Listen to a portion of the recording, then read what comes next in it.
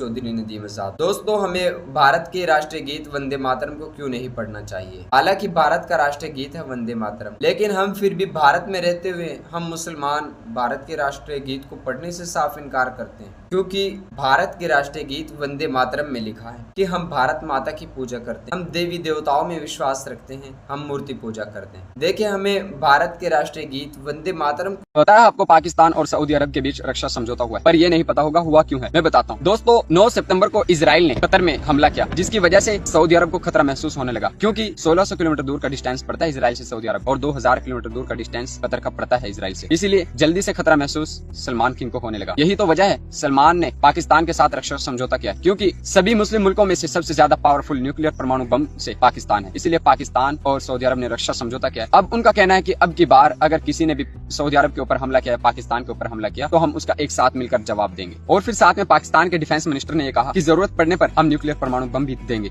इसकी पूरी तरह से मदद करेंगे दोस्त। और सऊदी अरब के इस रक्षा समझौते से हमारे बठिंडा के लोगों को दरगाह में से निकाल दिया गया। मौलवी ने आके झगड़ा फसाद कर दिया, दूसरी कमेटी बनाई, दूसरी कमेटियों के अंदर कादियानी लोगों को भी शामिल किया। एक वो जो रिटायर फौजी है नईम, उसने जो है कादियानी बनाने का एक वहाँ पे वो चला रखा है, और उसको जो है तो कमेटी के अंदर मौलवी ने लिया है और अपने बेटे को भी लेने की सिफारिश करता है, यानी इसका पूरा कब्जा करने का इसका। अस्सलाम वालेकुम वरहमतुल्लाहि वबरकातुहू। अगर तुम जिस इलाके में जा रहे हो हाकिम बन के, उस इलाके में जाने के बाद जो है तो आप जो है तो बहुत ज़्यादा सख्त हुक्म मत लगाना, नरमी से पेश आना और हालात के तहत धीरे धीरे फिर जो है तो रूल और रेगुलेशन को नाफिज करना। ये पैगाम था मोहम्मद पैगंबर साहब का, हज़रत मौला अली का, अपने गवर्नरों के लिए जो नई जगह गवर्नर बन के जा रहे थे। भाई आप वहाँ जाने के बाद आप वहाँ जाके आप वहाँ का तहज़ीब, वहाँ का कल्चर, वहाँ का ज़मीनी हकीकत को देखना, और उसके बाद जो है तो फिर यानी कि आप यानी कि उस हिसाब से यानी कि कानून को नाफिज करना दीन इस्लाम की।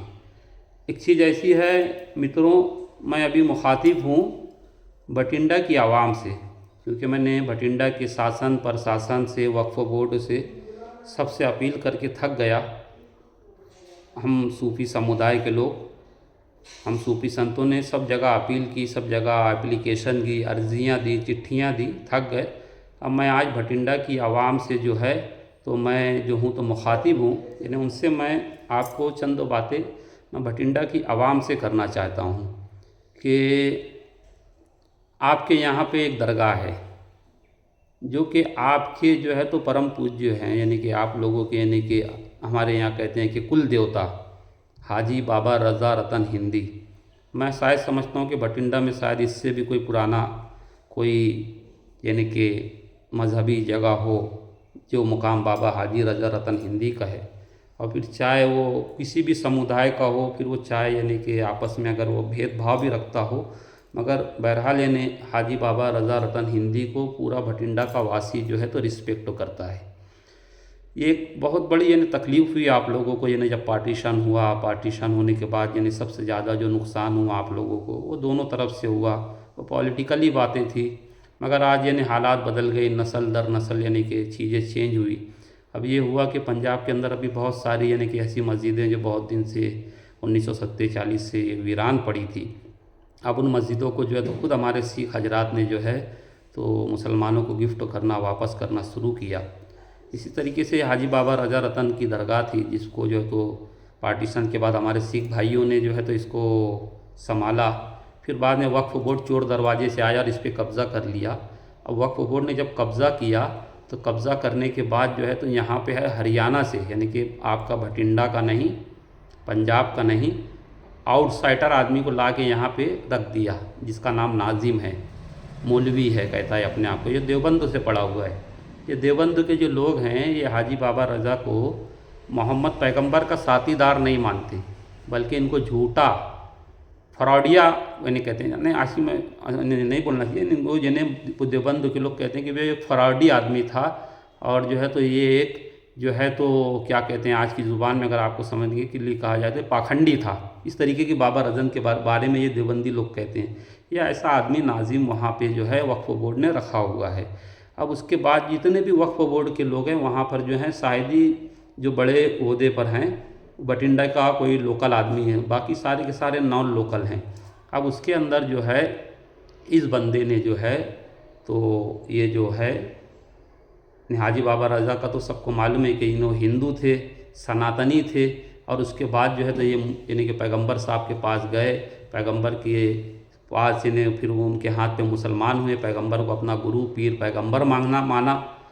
अब जो है तो इस तरीके से मैं आपको समझाने के लिए कह दूँ, शायद यानी कि मैं गलत ना हूँ तो, कि भाई हिंदू सिख समुदाय में जैसे नील सभा है या और भी यानी कि दूसरी सभाएँ, मैं गया हूँ गुरु नानक जी के वहाँ पर इसमें गोल्डन टेम्पल में, मुझे बड़ा वहाँ पे स्पिरिचुअल सुकून मिला। मैं 2-3 रोज़ था वहाँ पे, एक बड़ा यानी कि सुकून मिला, मुझे लगा कि यहाँ पे अल्लाह का कुछ नूर उतरता है गोल्डन टेम्पल में। मुझे एक चीज़ रिस्पेक्ट महसूस हुई, मैंने भी वहाँ वज़ू किया। अब मुझे एक सिख भाई ने कहा कि आप मुसलमान हो, आप वज़ू कीजिए। अब मैंने वज़ू किया, मगर मेरे वज़ू पे किसी को आपत्ति नहीं रही। क्यों नहीं रही? क्योंकि मैं एक सूफ़ी था, मैंने कुल्ली नहीं की। मैं वहाँ पर जो है तो रिस्पेक्ट के लिए गया था, मैं दर्शन के लिए गया था, मैं हेट करने के लिए नहीं गया था।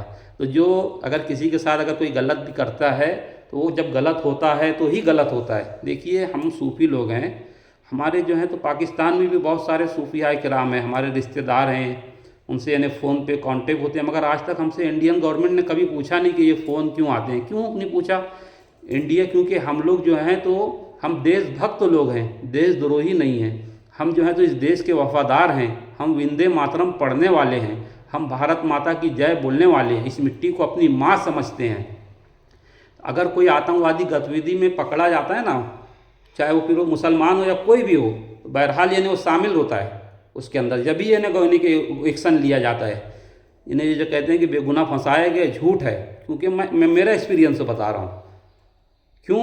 क्योंकि जो ये जो होते हैं यानी कि खुफिया एजेंसी गवर्नमेंट की, ये सारी चीज़ों की गतिविधियों पे नज़र रखती है। तो जाहिर सी बात है कि हमारी भी सारी चीज़ों पे नज़र रखी होंगी। जब हमारी चीज़ों पे नज़र रखी होंगी तो भाई हम फ़कीरों के अलावा हमारे पास कुछ मिला ही नहीं होगा, क्योंकि हम वो लोग हैं कि हम फ़कीरों से दोस्ती कर लो, गुर सिखा देंगे हम बादशाही के। तो ये जो मौलवी है, इसका नाम नाजिम, अब इसका बेटा जो है वो नदीम आज़ाद, ये ना बठिंडा का रहवासी है, ना ये वक्फ बोर्ड का कोई कारिंदा है, ना वक्फ बोर्ड ने इसको रखा है, फिर भी ये वक्फ बोर्ड ऑफिस में रहता है और वहीं पे रह के वक्फ बोर्ड के दफ्तर के अंदर बैठ के ये वंदे मातरम के ख़िलाफ़ वीडियो बनाता है, पाकिस्तान के पक्ष में वीडियो बनाता है। ये कहता है कि अगर पाकिस्तान का कोई दुश्मन देश अगर पाकिस्तान पे हमला करता है, आंखें दिखाता है, तो उसके ऊपर परमाणु बम का इस्तेमाल किया जाएगा। ओ भाई, सबसे बड़े दुश्मन हम ही हैं पाकिस्तान के, क्योंकि सबसे ज़्यादा हमारे देश के अंदर अगर जो है डिफेंस पे अगर खर्चा नहीं होता तो आज हमारी युवा जो है तो आज यानी कि एजुकेशन के अंदर हमारा सबसे ज़्यादा यानी खर्चा होता था। ये पाकिस्तान की नालायकी है कि आज हमें इतने हमारे नौजवानों को अपना घर बार छोड़ के सरहद पे लगाना पड़ रहा है। हमको हमारी ज़मीनें हमने बंटवारा करी, उसके बाद भी यानी आज इनको यानी इनका हक देने के बाद भी इन्होंने मज़हब के नाम पे मांग के लिया ना, उसके बाद भी हमारे को जो है तो इज़्ज़त मिली कि भाई आप यहाँ रह सकते भाईचारे के जैसा। अब उसके बाद भी जब ये जो ऐसे लोग थे जो गए नहीं, ये उसी में का एक ये नाजिम है, ये पाकिस्तानी तालिबानी जहन की सोच का आदमी। ये सोचिए कि ये इसका बेटा जब तालिबान का भी मिनिस्टर आया, ये वहाँ जाके ख़ास देवबंद में उसका रिस्पेक्ट किया, उसका रिसेप्शन किया। इसकी क्या वजह थी? मतलब ये कि इनके पुराने ताल्लुकात थे तालिबान से आज हमारे ताल्लुकात अच्छे हुए हैं। तो इसका मतलब ये नहीं हम जो है तो डोमेस्टिक लेवल पर ही हमारे अच्छे ताल्लुकात हैं, बाकी यानी कि उनकी हुकूमत से हम सहमत नहीं हैं, क्योंकि वहाँ लोकतंत्र नहीं है। हम तो लोकतंत्र को मानने वाले लोग हैं, जमहूरियत के मानने वाले लोग हैं, हम तो भारत की अखंडता चाहते हैं। तो ये जो है मौलवी वहाँ बैठ के औरंगज़ेब के बारे में तारीफ़ करता है, मस्जिद के अंदर औरंगज़ेब के बारे में तारीफ़ करता है, उसको रज़ी अल्लाह कहता है, अल्लाह का वली कहता है। ये औरंगज़ेब जिसने हमारे सिख भाइयों के महान गुरु जी के उनको शहीद किया, उनके बेटों को कत्ल किया, ये उनकी तारीफ़ करने वाला आदमी, ये बाबा की मज़ार को मट्टी का ढेर कहता है, बाबा के आगे जाके सिर झुकाने को सिर को कहता है। इन्हें कहता है कि जो लोग आते हैं यहाँ सिर झुकाते हैं वो सब के सब जहन्नम में जाएंगे, सब के सब मुशरिक हैं। और इनके वहाँ फतवा है कि मुशरिक जो हैं अगर इनकी हुकूमत आ जाए तो इनको कत्ल कर दें। ये इनका बस नहीं चलता हिंदुस्तान की गवर्नमेंट के सामने। यानी कि आप बताइए, जैसे भाई कृष्ण जी के जो पुजारी होते हैं वृंदावन के, अगर उनका मंदिर रहे तो जो हरे कृष्णा का जो जाप करता है वही पुजारी वहाँ पे रहता है। शिव जी के मंदिर में जो है शिव का जो पुजारी होता है, जो मंत्र डालता है वही रहता है। अभी जगह पे जो है तो देवबंदी थॉट का आदमी जो बाबा रतन को मानता ही नहीं है, सिर्फ मुसलमान के नाम पे ला के बैठा है। और जो है हमसे पुलिस वाला भी सवाल करता है कि तुम्हारा ही आदमी है, मेरा काहे का आदमी है, हमारा काहे का आदमी भाई, सिर्फ मुसलमान रहने से हमारा आदमी थोड़ी रह जाता है। वो तो आतंकवादी है, वो तो उन लोगों को रज़ी अल्लाह कहता है जिन्होंने पैगंबर साहब के घराने को, मोहम्मद साहब के घराने को, जैसे सिखों के गुरु के बेटों को कत्ल किया गया, वैसे मोहम्मद साहब के घराने को जिन्होंने कत्ल किया उनके साथ में खड़ा हुआ है वो मस्जिद का मौलवी, एक आतंकवादी सोच का आदमी, उसका बेटा पाकिस्तानी और देश की गतिविधियों के अंदर शामिल। इसकी सही तरीके से यानी होना चाहिए कि सरकारी जगह पे बैठ के जो है तो इस तरीके की यानी ये विवादित बयान दे रहा है। और उसके साथ में मिला हुआ है यहाँ पे जो एक रहता है मलेरकोटला का आया हुआ, क्योंकि यहाँ ज़्यादातर सब मलेरकोटला के आउटसाइडर हैं, भटिंडा के नहीं हैं। वो उसका नाम अब्बास है, ये नाजिम और ये अपने आप को नदीम आज़ाद कहता है। अब आज़ाद क्यों कहता है, इससे इसकी भी पूछताछ होनी चाहिए कि भाई जो मकबूजा कश्मीर है यानी जो पाकिस्तान के हिस्से वाला जो कश्मीर है उसको पाकिस्तानी आज़ाद कश्मीर कहते हैं। तो ये क्या उसी बुनियाद पे अपने आप को आज़ाद कहता है कि जिस तरीके से कब्ज़ा आधे कश्मीर पे पाकिस्तान का है, वो पूरे हिंदुस्तान पे कब्ज़ा करना ये इनका मकसद है। इसके तहत ये अपने आप को आज़ाद कहता है, या किस वजह से अपने आप को आज़ाद कहता है, क्योंकि ये तो अपने आप को, ये तो चौधरी हैं और जहाँ तक मेरी मालूमात है ये लोग गुज्जर कम्युनिटी, जो गुज्जर समुदाय आता है बिरादरी, उससे ताल्लुक़ रखते हैं। तो आज़ाद किस वजह से लगाता है भाई? गुज्जर लोग तो मैं तो कहीं देखा नहीं कि आज़ाद लगाते हैं अपने आप को, चौधरी लगाते हैं, खान लगाते हैं। और तो इन सारी चीज़ों के ऊपर जो है तो हमने शासन प्रशासन को पहले देने के बाद जो है आज तक जो है हमारी बातों के ऊपर कान रखे नहीं।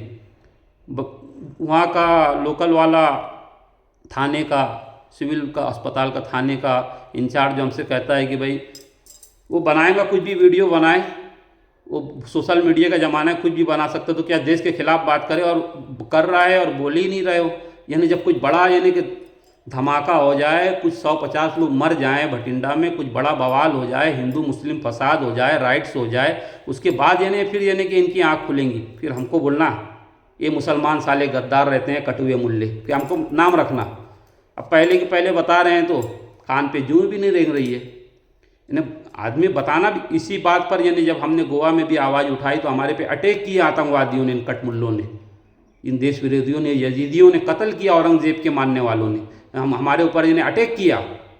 और आज वही यानी ये लोग जो है तो यहाँ पे भटिंडा में बैठ के मौलवी और इसका बेटा जो है तो इस गतिविधियों में, इसमें अब्बास, ये लोग सब शामिल हैं।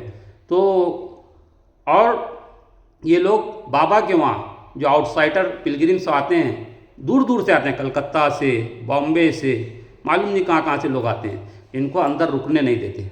और जो है जो रुकने के लिए यानी वो जो बना है वहाँ पे बाबा के वहाँ क्या कहते हैं मेहमान खाना, उस पर एक कमरे पे इसने कब्ज़ा करा है कि यानी जहाँ कोई शादी संत तो महापुरुष आके रुके, उसका उस पर तो मौलवी ने कब्ज़ा करके रखा है। और यानी कि जो आम पब्लिक है उनके रहने के लिए जो जगह है उस पर वक्फ बोर्ड जो है तो वहाँ पर अपनी गाड़ियाँ खड़ी करते हैं, अंदर यानी गाड़ियाँ लेके जाता है, 4 व्हीलर बाबा के वहाँ दंदनाते हुए चप्पल पहन के गाड़ियाँ ले जाता है।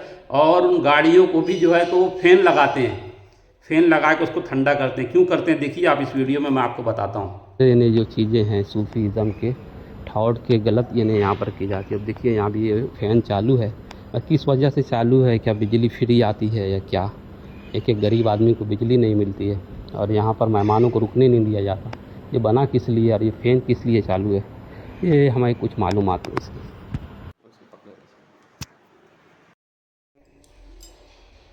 इसी तरीके से बाबा के वहाँ पे ये लोग को सिर्फ पैसे से मतलब है, पैसा खाओ पैसा खाओ पैसा खाओ। मैंने पूरे बाबा के वहाँ जो है तो आस्थाने की पूरी सफाई की, गुम्मत की सफाई की, चढ़ के गुम्मत पर इतनी कचरा था, इतना डस्ट था, आप इस वीडियो में देख सकते हैं।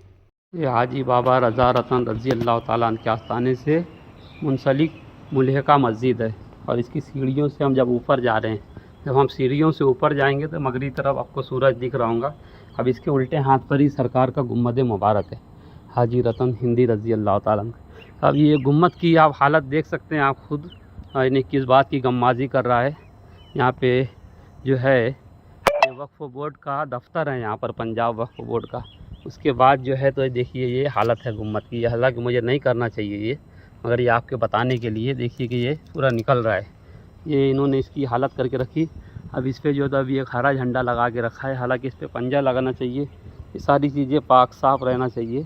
और जो है तो ये गुम्बद का यानी कि बहुत ज़्यादा डस्ट तो है कि सरकार के वहाँ की एसी का तो वो है अंदर का, मगर यानी पूरा पैसे जो है तो गंदगी से भरा हुआ है। इस पर कंस्ट्रक्शन की और यानी कि गुम्बद की हिफाजत की बहुत ज़रूरत है। ये जो लोग हैं, ये अब्बास है, ये मौलवी, ये अंदर बैठ के शराब पीते हैं।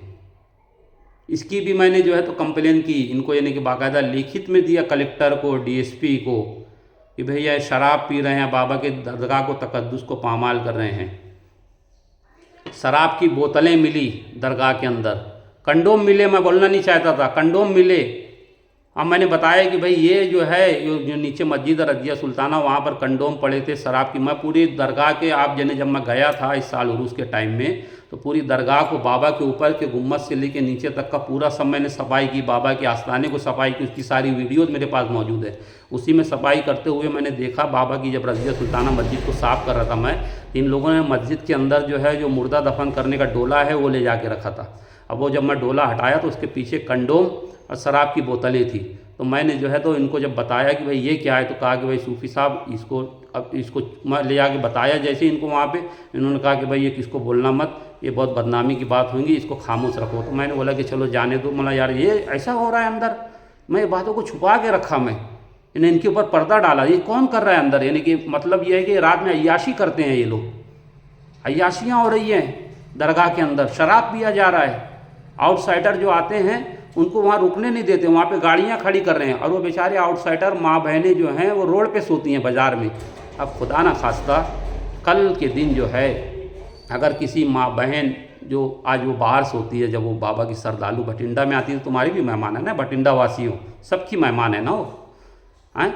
हाजी बाबा रतन तुम्हारे हैं ना, हैं, तुम्हारे बाप है ना हाजी बाबा रतन, तुम्हारी तुम उनकी बेटियाँ हो ना, तुम उनके बेटे हो ना, तो तुम्हारे बाप है ना, तो तुम्हारे मेहमान हुए ना जो आते हैं आउटसाइडर। अब वो रोड पे सोते हैं, रोड पे शौचालय करते हैं, आपको यानी शर्म नहीं आती बोलने का मतलब? भाई समझो बात को कि भाई हमारे वहाँ कोई मेहमान आए और रोड पे करे तो हमको कितना ख़राब लगेगा, तो बाबा के वहाँ आ रहे तो कैसा लगता है। अब यही कभी जो है कोई शराब पीने वाला, कोई दारू पीने वाला, कोई गलत आदमी, इन लड़ने के जो आउटसाइडर आते हैं, किसी की इज्जत पे खुदा न खास्ता रात में हमला कर दे, जब ये बाहर सोए रहते हैं खुले में रोड पे, तो बदनामी किसकी होगी? बदनामी जब वो अपने गांव में जाएंगे तो कहेंगे कि भटिंडा में ऐसा हुआ, पूरे गांव की बदनामी होंगी। मेरी बातों के हल्के में मत लो, सोचो मैं जो बोल रहा हूँ। ये बातें जो है हकीकत पे मबनी है, हकीकत अफसाना नहीं होती। तो इसके ऊपर मेरी बातों पे गौर किया जाए। और मौलवी, सबसे पहले तो इसके बेटे को, दोनों बेटों को वहाँ से निकाला जाए मौलवी के, और इस मौलवी को सस्पेंड किया जाए, और अब्बास को सस्पेंड किया जाए। और वक्फ बोर्ड के जो पुराने लोग हैं इनको जो है, इनके जो लोग हैं इनको जो है तो फ़ौरन से फ़ौरन तबादला किया जाए। ये मांगे हम डिमांड करते करते अब थक गए हैं। अब फरवरी के पहले वीक की हमने तारीख दी थी। अब ये लोग यूपी बिहार से गुंडे मंगा के वहाँ पे रखे हैं दरगाह में, और यानी कि गुंडागर्दी करते हैं। अब मैं भी यूपी बिहार से हमारे सूफी समुदाय के लोगों को मना रहा हूँ, क्योंकि लोग पंजाब को आज बदनाम किया जाता है ना कि भाई यूपी बिहार के लोग आके इसको ख़राब करते हैं। तो भाई अच्छे लोग भी रहते हैं यूपी बिहार में। हम यूपी बिहार से, राजस्थान से, महाराष्ट्र से, हरियाणा से, कश्मीर से, हर जगह से अच्छे लोगों को भी बुला के बताएंगे कि वे मुसलमान अच्छे भी रहते हैं, दूसरी जगह के भी लोग अच्छे रहते हैं। और हम जो है तो अपना प्रोटेस्ट दर्ज कराएंगे। और मैं भूख हड़ताल पे बैठूंगा और खाना पीना सब बंद कर दूंगा, चाहे फिर अब मेरी जान चली जाए, बगैर खाए पिए मैं भूख हड़ताल इंशाअल्लाह बहुत जल्दी शुरू करूंगा दरगाह के कैंपस के अंदर।